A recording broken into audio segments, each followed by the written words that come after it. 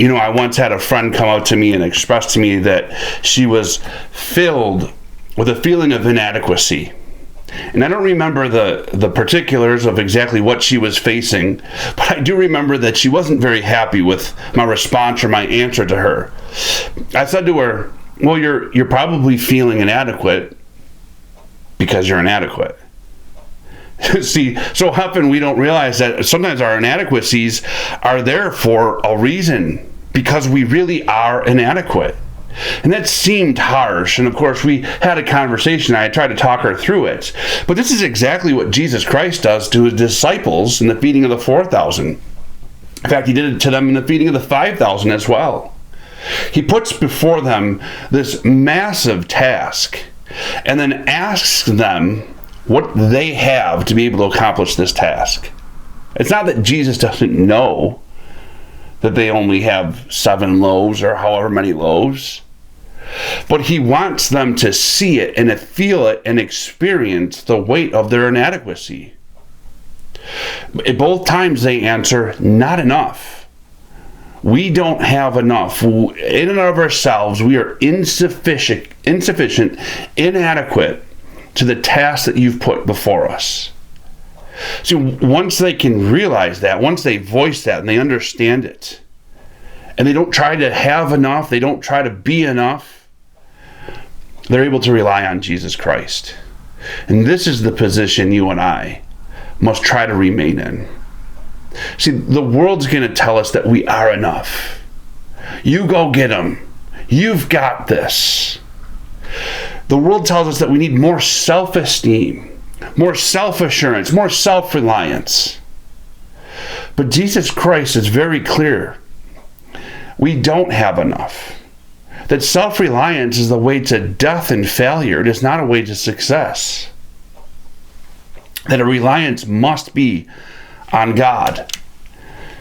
2 Corinthians chapter 3, verse 5 reminds us that not that we are sufficient in ourselves to claim anything as coming from us, but our sufficiency is in God. Our sufficiency is in God, and so we must rely on God constantly in order to be productive, in order to be sufficient. Now, what I'm talking about is the kingdom of God. I'm talking about the spiritual realm. I'm talking about following Jesus. If we want to follow this world, then yes, go out and build talent and gain knowledge. Because in this world, success equals a lot of knowledge and a lot of talent. And tons of hard work and a lot of self-confidence and self-esteem. That's going to get you real far in this world. There's no doubt about it.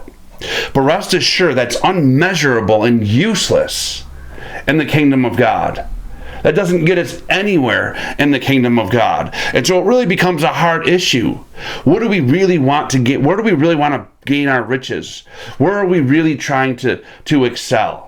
If we want to follow Jesus Christ, if we want to grow in the kingdom of God, if we want to be effective in a ministry of proclaiming and preaching the gospel in all aspects of our life, then we must realize that we are not sufficient, that we don't have enough, and that we're inadequate.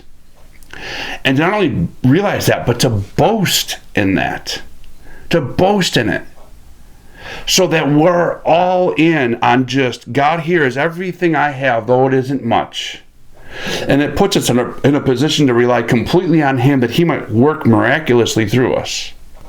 And in miraculously working through us, He gets all of the praise. He gains all of the glory. See, nobody reads the recollection of the 4,000, the feeding of the 4,000, and thinks, wow, those disciples, man, oh man, did they do an awesome job feeding those people? Nobody thinks that. Everybody reads that and thinks, man, is Jesus Christ mighty. That's what we want. We want to proclaim our inadequacies, lean into them, know that you're broken, know that you're not enough, but know that you have a loving Father who is going to take and use you for miraculous things. And then when people see your good works, because they know you're inadequate, they will look up and praise your Father who is in heaven.